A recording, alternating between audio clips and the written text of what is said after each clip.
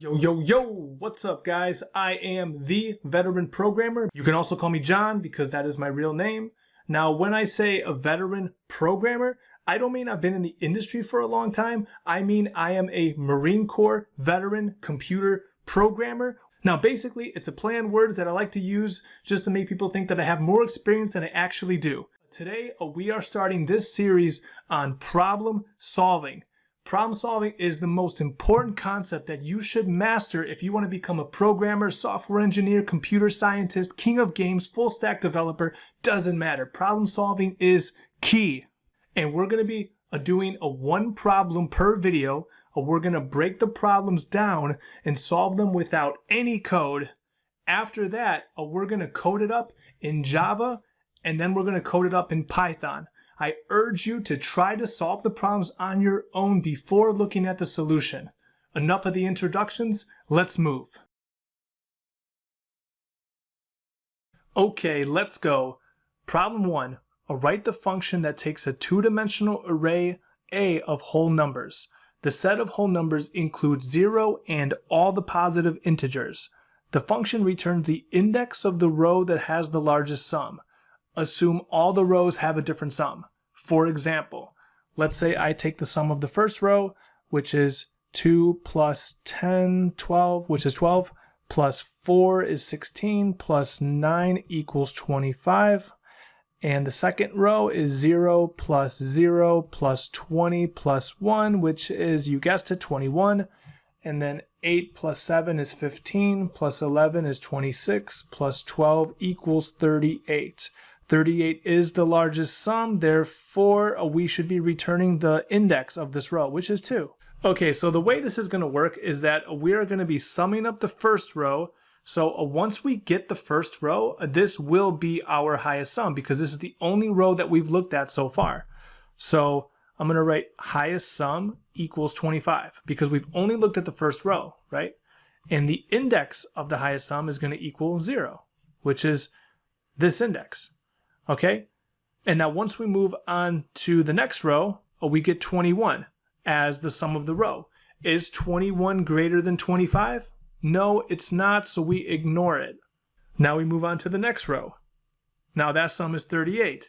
Is 38 greater than 25?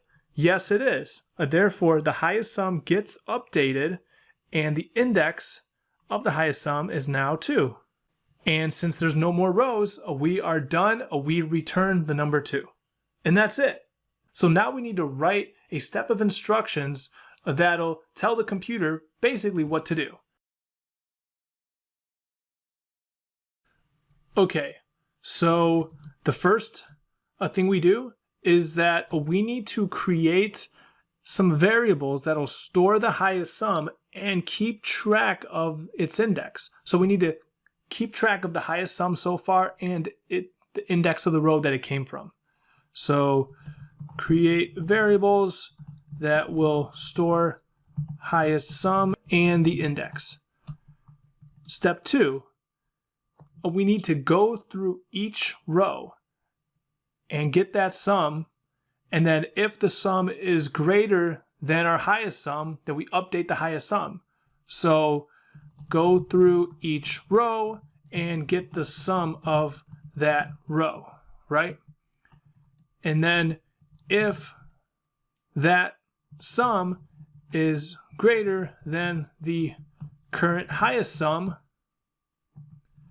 update the highest sum and its index. And then we do that for each row, and then at the very end, we're done. We'll have the highest sum and its index, and we only need to return its index, so we're done. So now let's go ahead and code this up. Okay, first I'm going to copy these instructions and bring them over to where I will be coding, and these will just be comments that I can look at.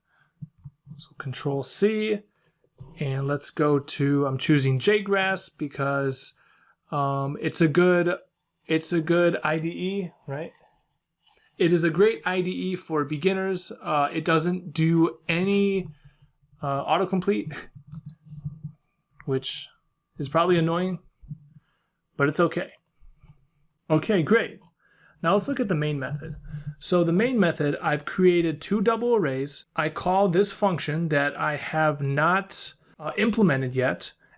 And if I call this a double array to the function, it should return 1 because here's index 0 on line 9, and then index 1 will be the greatest sum because that sum, as you can see here, I've already calculated it, it's 74. And then for the second array, we should be returning index 0, 1, 2 because 23 is the largest sum. So now let's go ahead and implement this. I need to create a variable that will store the highest sum. Well, since we know that all the numbers in the double array will be 0 or greater, right? Then I can just say the highest sum for now is just 0, okay? Or they could all be 0. But they cannot all be 0 because every row is going to have a different sum, right? Because that was in the assumption. Anyways, int highest sum, I'm going to say it equals 0, and then int highest index equals 0. Okay, we're just going to say it equals 0 for now. It's the 0th index, the first row. Now it says go through each row and get the sum of that row. Okay, well, in order to go through each row, we need to create a loop. I'm going to create a for loop. So for int I equals 0, so we're starting when I equals 0, I is less than a dot length, I think that's correct, the length of the array, and then I plus plus. Okay, and then we need to get the sum, and we need to keep track, we need to get the sum of the row, of each row. So let's say sum equals 0, we want it to equal 0, and now we need to get the sum of each number. I mean, we need to sum up all the numbers in a row. So we need to iterate not only through the rows, but also within a row, we need to iterate through each column. Sounds like a double for loop, right? So let's go ahead and iterate through each column. So int j equals 0, and then j is going to be less than the length of the rows. And we're assuming that these two-dimensional arrays are rectangular. They're not jagged or they don't look like anything crazy. Okay. J plus. Okay. Now, so the sum is 0, but now we need to go sum equals sum plus the current element we're at. So sum equals sum plus a of row I and column j. And then once we are done getting the sum, then we check, is this new sum greater than the highest sum? And if it is, let's update it. So if sum is greater than highest sum, I cannot find it. Okay, here we go. Can't code. It's all good. Okay, so if sum is greater than highest sum, then highest sum is now equal to the sum. And most importantly, we need to keep, well, important as well for the problem, we need to keep track of the index. So highest index is what? Well, it'll be the row that we're on, and that would be I. You know, if this is correct, we can just return that highest index. Return highest index. Now let's go ahead and test this. What? Oh, semicolon. I did not see that. It's all good. Let's try again. That's Java for you. What am I doing? Oh, I need to, a sum is an integer. See? This happens all the time. Okay, so the biggest sum is on row 1, the biggest sum is on row 2, and that's what we should have got, 1 and 2. Boom, we just solved it, right? We wrote the instructions and we did the code. So now let's go ahead and write this code in Python. Here is my Python program. I have my array 1, array 2, and then I'm calling this function that does nothing right now, and I should get 2 as the index and 3, and I print them here.